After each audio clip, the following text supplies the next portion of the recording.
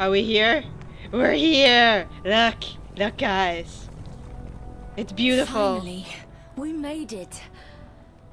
But why are so many camped outside the walls? Fuck! They must have seen the darkness approaching. Wind ripples across the tents, which multiply the closer you get to Arangbarang. Dung litters the paths, and it is not clear from all the yaks.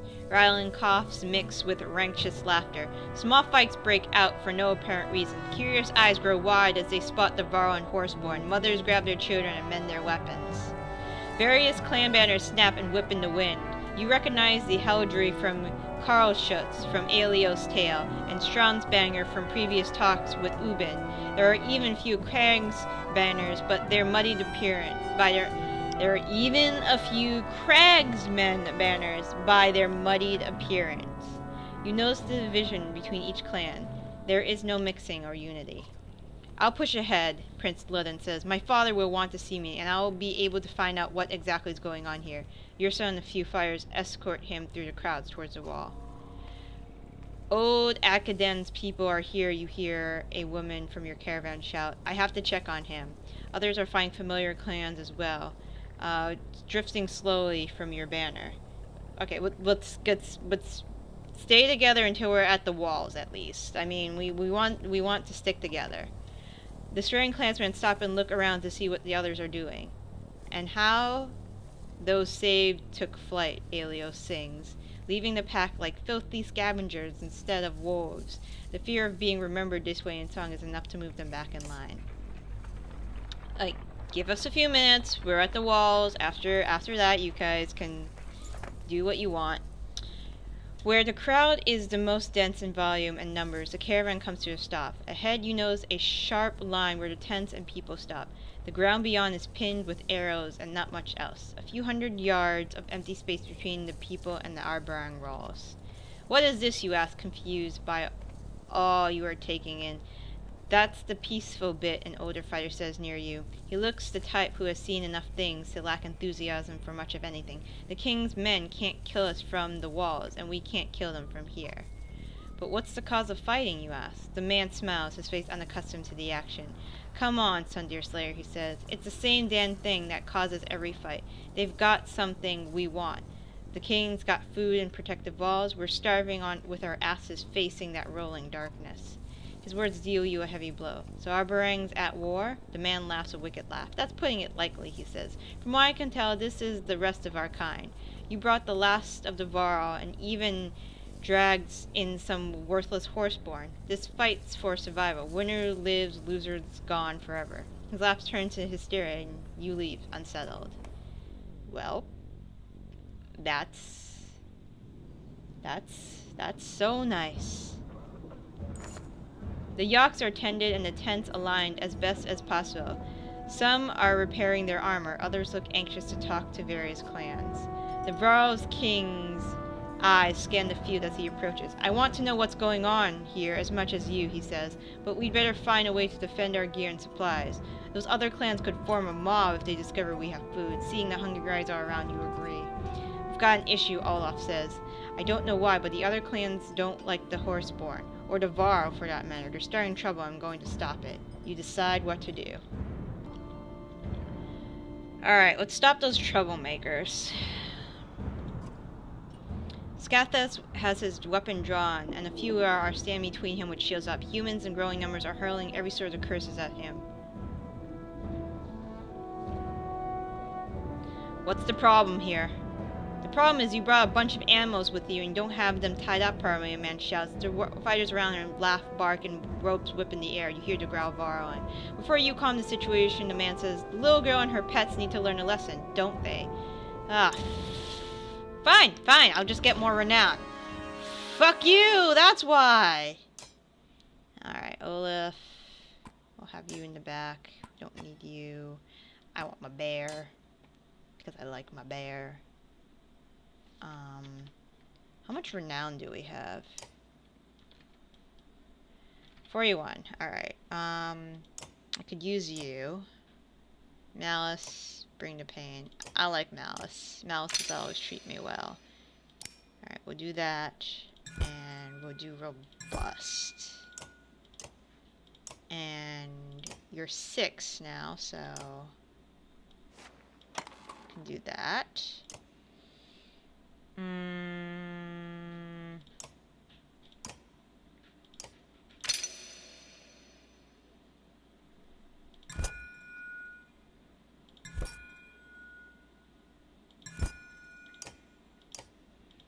You're 7, so we can give you... Nope. Ludden's out. Stonewall is always good. Oh, don't have enough. Nope, not... Okay, we can do this. Oh.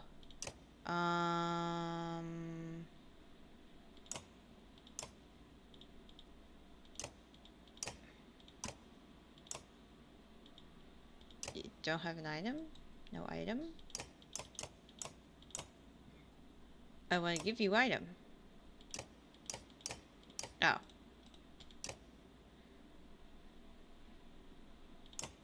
There we go. Item.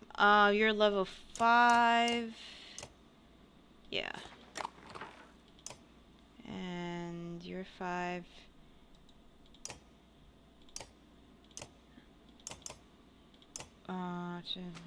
That's good. Alright. Oh yeah. You...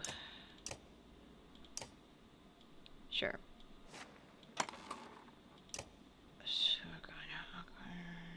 Alright. Let's beat some people up.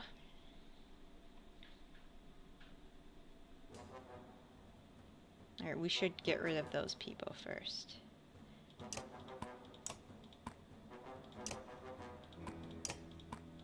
Bear. You're further. Alright, I'm ready. Yeah, I know that. Bye!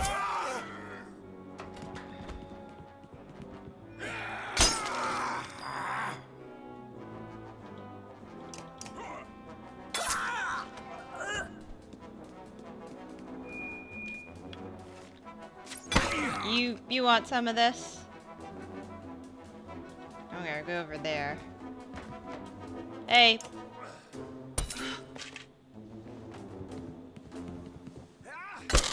So you guys want to go down like flies? I think we can do that.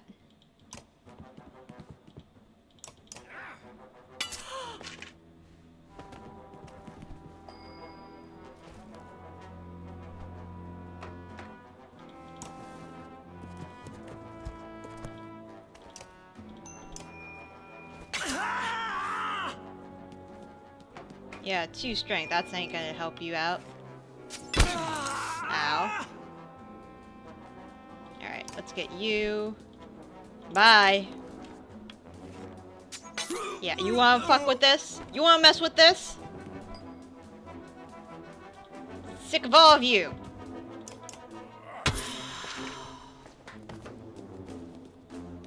I'll beat you all up.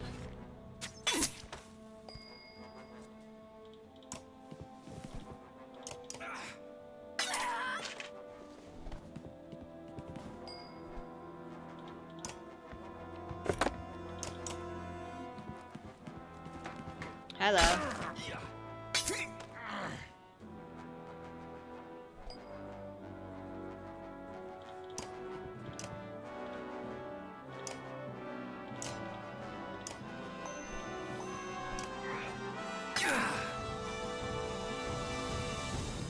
Ow.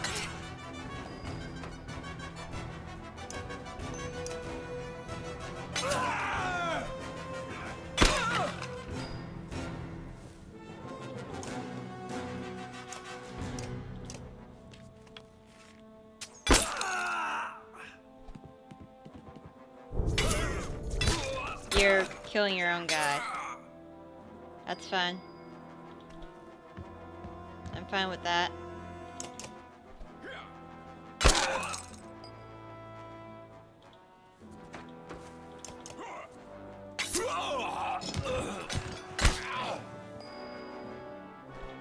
Goodbye.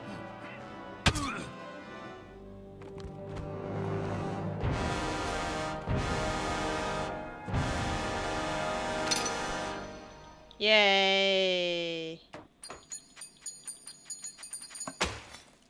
Who else wants some? The fires fall, and others nod their approval of your defending your clan. You're tired and irritated as you shuffle back to the front of the caravan. I've discovered what these battle lines are all about, Ruga says. The king's shut his people out.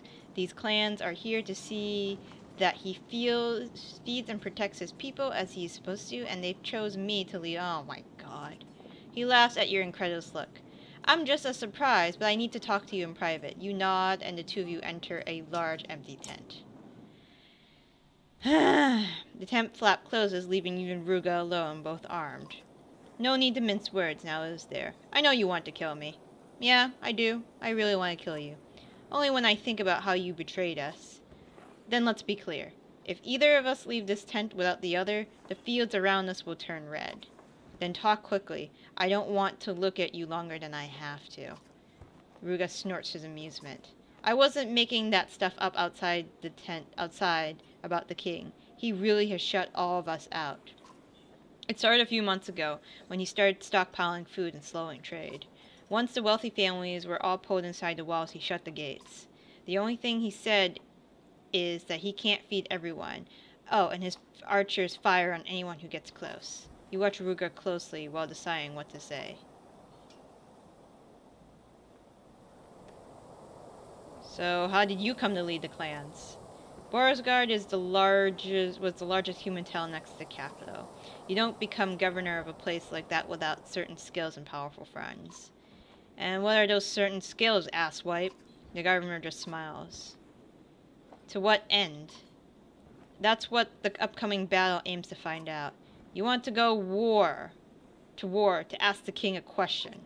No, I want to go to war to make the king answer a few questions, like why'd he leave his people outside the walls to starve? So you plan to break down his walls. That's the last thing I want to do. We need those walls to stop the dredge and whatever is coming behind them. But if we destroy them, we will. But we have to destroy them, we will. Maybe the menders inside can repair any damage. There might be ways to pass through the first few walls, but the black wall? The governor just shakes his head. Why should I believe you at all? Because you see all the people gathered. Do you think they're out here just for fun? No, but maybe you don't know the whole story. If you're the king and your people are starving at your gates, do you let them in or keep them out? Don't answer. We both know you'd let them in unless you knew something you weren't telling them. Either way, the people have a right to an answer or food they sent. Or I think you'd agree the food and walls belong to the kingdom, not the king. Is this war unavoidable? Probably. I officially meet with the king in a few hours to either come to an agreement or pull our banners from his. I won't be surprised if you're invited too, the mighty Sundeer Slayer and army. If so, you make your decision carefully. His tone is not exactly threatening. Not exactly. You move to the tent flaps and both of you open them simultaneously so no fights break out. That's great. Alright, let's talk to Horse. Scatchats and Deirdre pace around nervously, keeping their distance from humans and other horseborn. Roetch patrols around the two a short distance away, nodding to you briefly. Is everything okay? Many mans, more than we know, live. You stop to look around at the thousands of tents in the field and hundreds of homes beyond the capital's walls. I'm from a small village. I'm not used to seeing so many people either. Maybe. Herd too big. So many mouths hungry. If some dead, more easy to feed herd. Scatchett stomps the ground and says a few shrilled notes to Deirdre before turning to you. Deirdre forgets we are not the same thinking with mans. If you think Big Herd is right, we will think Big Herd is right. What do you think is right, Scathatch? The male horseborn looks up at Aberang for a few moments, switching his tail in thought. I think Big Herd kick each other in small fields. He points to Aberang. Small fields behind walls. You thank him for talking, offer them calming words before departing.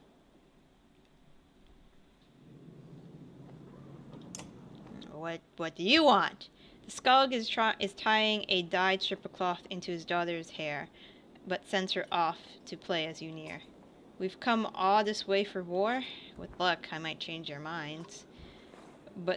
And be the reed that would stop the wind. You've got a lyric for every moment, don't you? Of course, plenty before us have been in similar situations and written about it. We only think our lives are unique. And if peace is not an option, is there a skull song for that? Plenty, but I'll tell you what I'd do. Save the families who can't save themselves. I can't imagine if my wife and children were left out here. Like they don't deserve the same protection as others. Elio's words flood your thoughts as you walk away.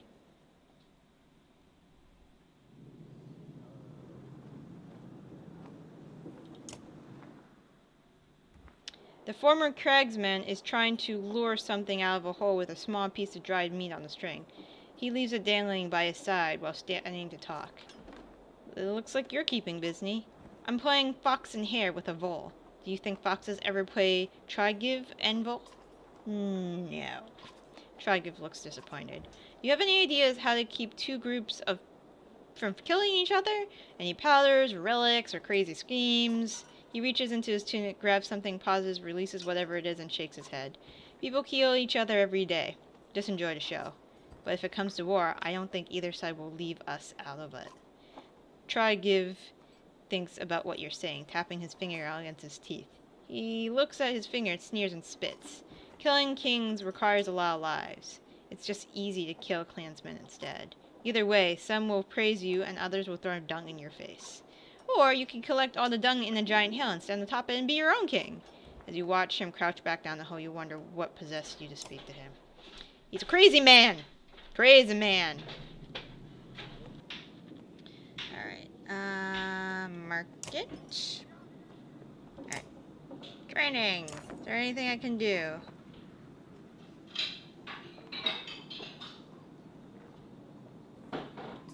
No. Market. I have 24.